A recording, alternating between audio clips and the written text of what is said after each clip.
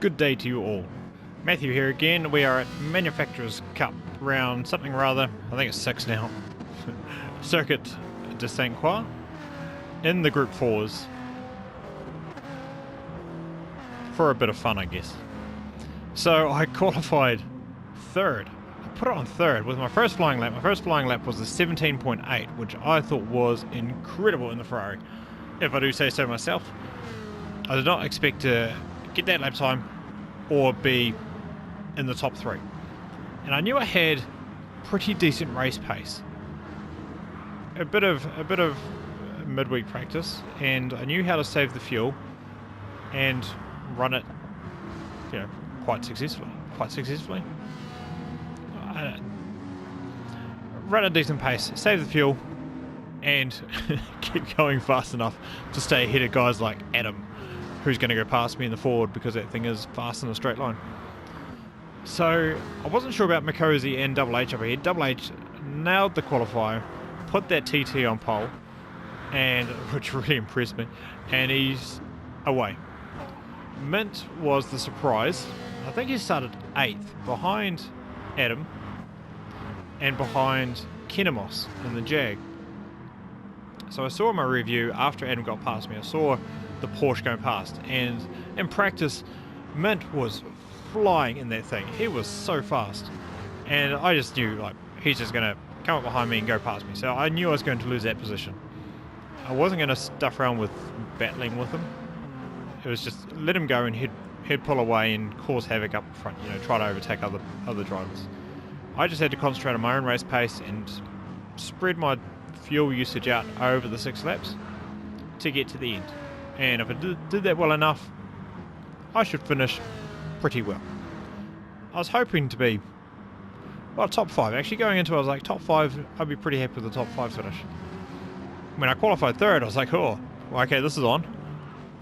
Maybe top 3. I quickly got overtaken, as you saw, by the Ford, and I knew Mint was going to go past me, so I wasn't so sure at this stage. So lap 2, and I knew Mint was catching me, and he was dragging Kinemos. That was my biggest problem. Kinemos was being dragged along. You notice Kinemos moving side to side. He had a bit of lag, and so did Nick Coix in this race. They were moving side by side erratically on the straight. So I let him go past as they straddle me, going into that long left-hander. And I don't know if Kinemos understeered into Mint or lagged into Mint or what happened. But either way, Kinemos hit Mint into the barrier, and he lost, obviously, a second or so. And you still see him kind of clipping through the walls with the lag he's got. So kind of bizarre behaviour. But Mint, once again, behind me, which I did not expect. And a little bit further along in the lap, this is kind of where some bizarreness started to come out. So Mint just rear ends me. And I don't know why. I was braking at a reasonable point. I just think he didn't brake early enough, or I'm not sure what. It's not like Mint to do that, so I didn't think anything of it. It was just a strange move, and he sails on by me again and goes on his merry way. So this is it from his perspective. I'm just going to let this one play out and just...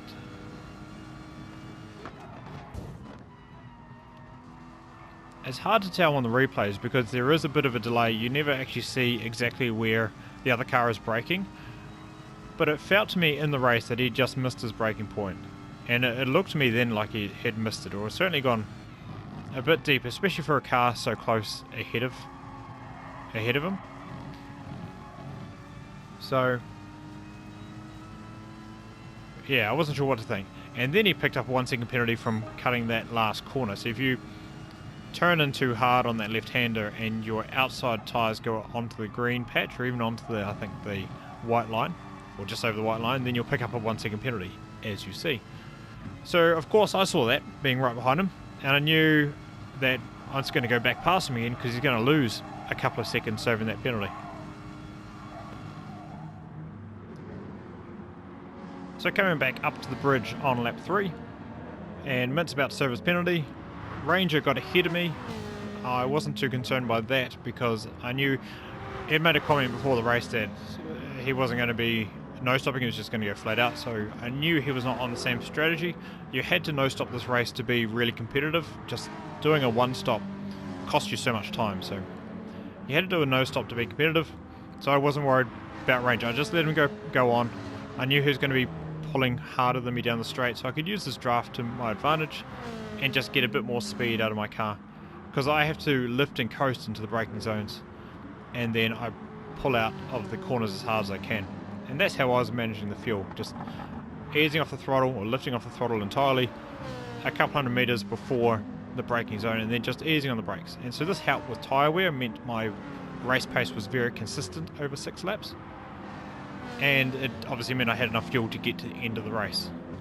So you see Ranger there pulling off into the pits, and I slot back into 5th with Mint, who served his penalty, about a second behind me now, chasing me down again, which I was fully expecting he would chase me down and overtake me yet again.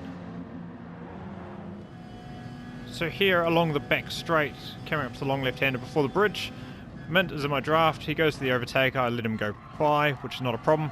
And then he understeers wide. I get a nice run back past him. We're now side by side. I'm just ahead of him. He's got my rear. He's beside my rear wheel. Goes up the inside of me here. Once again goes too deep. I get a bit of drive, and I figured, if we're going to play games, we're going to play games. So let's go. And so I look to go down the inside of him for the next left-hander. Once again, you'll see me lift off early, save the fuel, put on the brakes. He probably didn't expect that, and he goes a bit wide.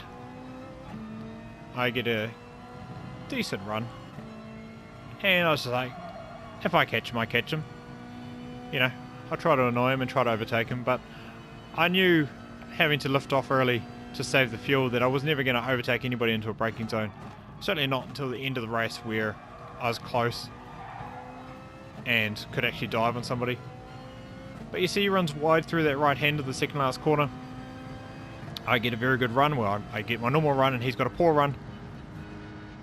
I look to go past him, think better of it. I lift off, once again saving fuel, cutting that as finely as I could. Then he goes and hits that barrier on the outside. Once again, another good run on him. This time I go past. It's just strange to see this from Mint. Mint's a very fast driver, and practice showed him, you know, some wicked speed out of his car, and it's just strange to see him making these small errors. I actually nearly forgot about that corner. I don't know what I was doing on the middle of the road, but I pull over to the left in the last moment to take that right-hander, and once again I fully expect Mint to overtake me down the next straight.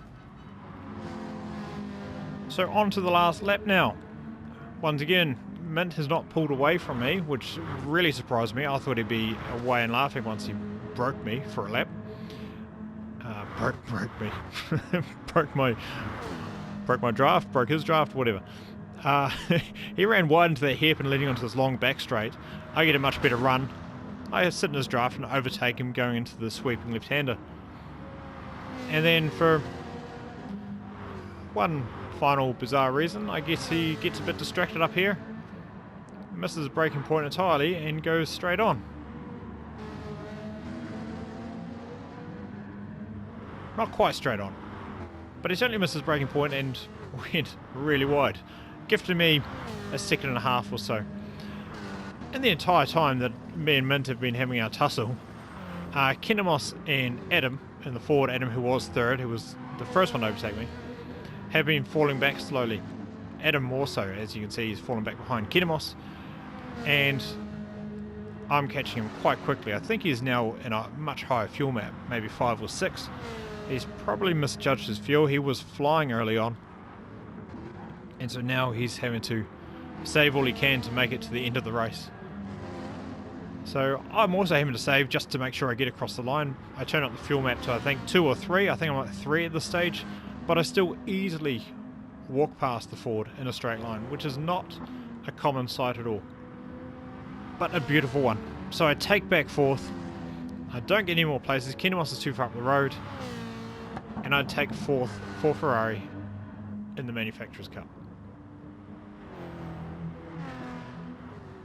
So a good result overall, especially for Ferrari to take 4th. I was not expecting that. This car is okay with fuel, but it's not the greatest fuel saver, especially when you have to short shift as much as you needed to for this race. The more you short shift with this car, the slower it goes. Funnily enough, but it actually suffers a bit more than other cars, especially the cars with turbos. So yeah, unexpected. I thought I might have got a 3rd. In fact, my race pace, if I had not danced with Mint for 3 or 4 laps in that bizarre display from him, I would have beaten Kinemos to the line as well. I was on a much faster pace. Mint bumping me off on lap 2, and then like fights like this, although fun, and I certainly enjoyed them at the time, it ultimately cost me 3 or 4 seconds, which was, you know, more than the difference between myself and 3rd place in the end, which is a real shame. Like, getting 3rd for Ferrari would have been incredible around here. But alas, not to be. I take what I can get most of the time. Pretty happy with 4th overall, and had a good race. And just a little bit confused by what Mint does, but I guess everybody has their off days. And it was funny because he just came from Nations Cup where he blitzed the field. No problem at all. Just walked away from everybody. To coming here and then making like these minor errors. It's kind of funny. But anyway, that's it. Good racing. Enjoyed the race. Enjoyed these antics as well. I hope you did too. If you did, leave us a like, hit the subscribe button. And until next time, at Manufacturers Cup, I don't know how I'm going to end this, so I'm going to just say goodbye. Bye-bye.